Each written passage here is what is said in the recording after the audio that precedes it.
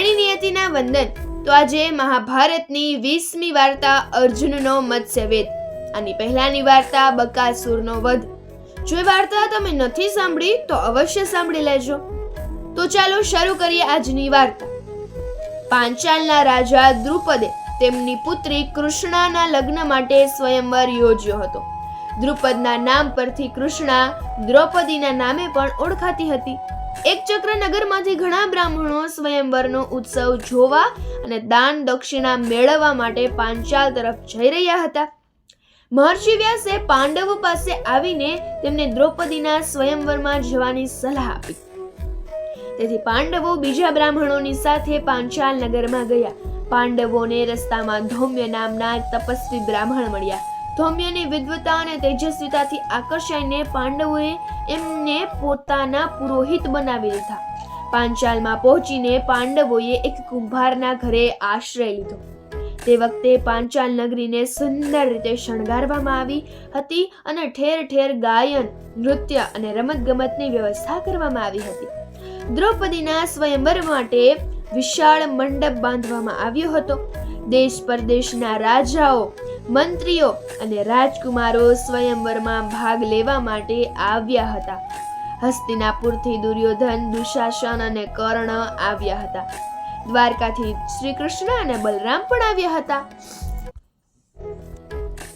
નવવધુના વેશમાં દ્રૌપદીએ ભાઈ ધૃષ્ટદ્યુમ્નની સાથે સભા મંડપમાં પ્રવેશ કર્યો. ત્યારે સંગીતના સૂરો રેલાવા લાગ્યા. અનુપમ લાવણ્ય અને સુંદરતાને લીધે દ્રૌપદી દેવકન્યા જેવી શોભતી હતી. એણે સુંદર રેશમી વસ્ત્રો ધારણ કર્યા હતા. સોના, રૂપા અને હીરા માણેકના અલંકારોને લીધે એનું રૂપ ખીલી ઉઠ્યું હતું. દ્રૌપદીના હાથમાં એક સુગંધી પુષ્પહાર હતો. ધૃષ્ટદ્યુમ્ને પ્રેક્ષકો સમક્ષ આવીને જાહેરાત કરી. અહીં એક ધનુષ્ય રાખવામાં આવ્યું છે. સામે પાણીના હોજની વચ્ચે આવેલા સ્તંભની ટોચે વલય ઉપર સોનેરી માછલી જડેલી છે. વલય ગોળ ગોળ ફરી રહ્યું છે. જે વ્યક્તિ હોજના પાણીમાં માછલીનું પ્રતિબિંબ જોઈને તીર વડે માછલીની આંખ વીંધી નાખશે તેને દ્રૌપદી વરમાળા પહેરાવશે. સભામાં હાજર રહેલા રાજાઓએ અને રાજકુમારોએ વારાફરતી હોજ પાસે આવીને મત્સ્યવેદ કરવાનો પ્રયત્ન કર્યો, પરંતુ એમાં કોઈને સફળતા મળી નહીં. તેથી સભામાં નિરાશા છવાઈ ગઈ. છેલ્લે કર્ણ મત્સ્યવેદ કરવા માટે ઊભો થયો. સભામાં ગણગણાટ શરૂ થયો. દ્રૌપદીએ જાણ્યું કે કર્ણ સૂત પુત્ર એટલે કે સારથીનો પુત્ર છે. તેથી તે બોલી ઉઠી, કર્ણ મત્સ્યવેદ કરશે તો પણ હું તેની સાથે લગ્ન કરીશ નહીં. એ વખતે બ્રાહ્મણોની વચ્ચે બેઠેલો અર્જુન ઊભો થયો. એણે હોજ પાસે આવીને એક જ તીરથી માછલીની આંખ વીંધી નાખી. મત્સ્યવેદ કરવામાં નિષ્ફળ નીવડેલા રાજાઓએ અર્જુનના મત્સ્યવેદમાં શંકા પ્રગટ કરી. અર્જુને ફરીથી માછલીની આંખનું નિશાન લઈને તીર છોડ્યું. અર્જુનના તીરથી વિંધાયેલી માછલી નીચે પડી. દ્રૌપદીએ અર્જુનના ગળામાં વરમાળા પહેરાવી દીધી. એક બ્રાહ્મણ તેની બાણ વિદ્યા વડે ક્ષત્રિય કન્યાને પરણી જાય તે સ્વયંવરમાં આવેલા રાજાઓ સહન કરી શક્યા નહીં. એમણે એ સ્વયંવરમાં આવેલા એ તમામ રાજાઓ એકઠા થયા અને અર્જુન સાથે યુદ્ધ કરવાની તૈયારી કરી. ભીમ સભા મંડપની બહાર જઈને એક ઝાડ ઉખેડી લાવ્યો. ભીમ એ ઝાડને તેના ખભા પર મૂકીને અર્જુનને જોડે ઊભો રહી ગયો. ભીમનો વિકરાળ દેખાવ જોઈને રાજા ડરી ગયા. શ્રી કૃષ્ણે બધા રાજાઓને સમજાવીને રવાના કર્યા અને બલરામને કહ્યું, મેં સાંભળ્યું હતું કે કુંતી ફોઈ અને પાંડવો લાક્ષાગૃહમાંથી બચીને નીકળી ગયા હતા. મને લાગે છે કે મત્સ્યવેદ કરનારો બ્રાહ્મણ અર્જુન જ છે. અર્જુન અને ભીમ દ્રૌપદીને સાથે લઈને કુંભારના ઘરે ગયા. ધૃષ્ટદ્યુમ્ન છુપાઈને એમની પાછળ ગયો.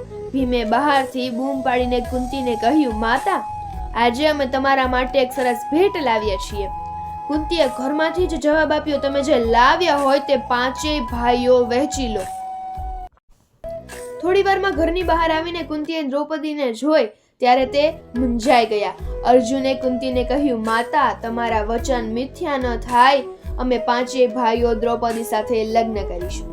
પાંડવોની કુંતી સાથેના આ યુધિષ્ઠિરને શ્રી કૃષ્ણ સાથેની વાતચીત સાંભળીને દૃષ્ટદ્યુમ્ન સમજી ગયો કે મત્સ્યવેદ કરનાર ધનુર્ધારી બ્રાહ્મણ અર્જુન જ છે. તેણે રાજમહેલમાં આવીને પિતાશ્રી દ્રુપદને આ સમાચાર આપ્યા. ત્યારે રાજા દ્રુપદ પણ ખુશખુશાલ થઈ ગયા. પણ દ્રૌપદી 5 ભાઈઓને પરણવાની છે એ સાંભળી દ્રુપદ ચિંતા કરવા લાગ્યા. મહર્ષિ વ્યાસે તેમને સમજાવ્યું હતું કે ભગવાન શંકરે દ્રૌપદીને પૂર્વજન્મમાં 5 પતિનું વરદાન આપેલું છે, તેથી આ ઘટના અનિવાર્ય છે. દ્રુપદે કુંતી અને પાંડવોને મહેલમાં લઈ આવ્યા. દૃષ્ટદ્યુમ્ન અને રાજપુરોહિતને કુંભારના ઘરે મોકલ્યા. દ્રુપદે વૈદિક વિધિથી દ્રૌપદીનું પાંડવોની સાથે લગ્ન કરાવ્યું. તેણે દ્રૌપદીને સોનાના 100 રથ અને 100 હાથીઓ અને 100 દાસીઓ ભેટમાં આપ્યા. તો આ વાર્તા અહીં પૂરી થાય છે. તો આ વાર્તા સાંભળ્યા પછી આ વાર્તાનો આજનો એક પ્રશ્ન કે જ્યારે દ્રુપદ એ દ્રૌપદીના વિવાહ કરાવ્યા ત્યાર પછી દ્રૌપદીને ભેટમાં દ્રુપદ રાજાએ શું આપ્યું?